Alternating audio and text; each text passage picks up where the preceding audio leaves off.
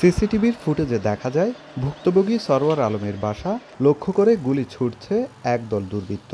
এরপরই তারা চলে যায় আত্মগোপনে।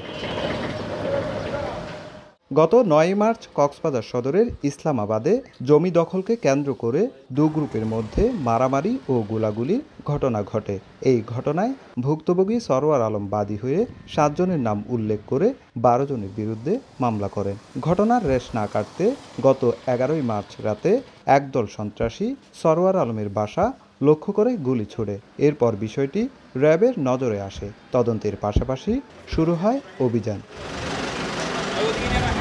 মঙ্গলবার সংবাদ সম্মেলনে র্যাব জানায়, ঘটনার পরপরই জড়িত ২ সন্ত্রাসী তাবলিগ জামাতের চিল্লায় অংশ নেন। সোমবার মধ্যরাতে কক্সবাজার ফিরলে চকরিয়ার ফাঁসিয়াখালী এলাকায় অভিযান চালিয়ে তাদের গ্রেপ্তার করা হয়। পরে তাদের দেয়া তথ্যের ভিত্তিতে শহরের কলাতলী কাটাপাহাড় থেকে উদ্ধার করা হয় একটি বিদেশি পিস্তল, দেশীয় বন্দুক ও ৯টি গুলি। ১, ২, ৩ ঢাকায় জমি জিতে নিন ১০০% ক্যাশব্যাক সহ ২০ কোটি টাকার পুরস্কার। ৩০,০০০ টাকার একটা কন্ট্রাক্ট হয়।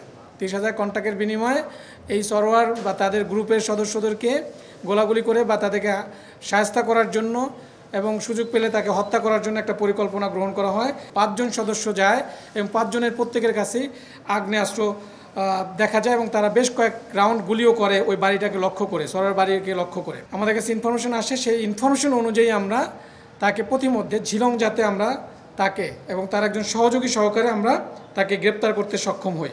গ্রেপ্তার ইয়াসিন আরাফাত ও মোহাম্মদ জাহেদ হোসেন সদর উপজেলার পশ্চিম লারপাড়ার ইসলামাবাদ এলাকার বাসিন্দা। সুজাউদ্দিন রুবেল, সময় সংবাদ, কক্সবাজার।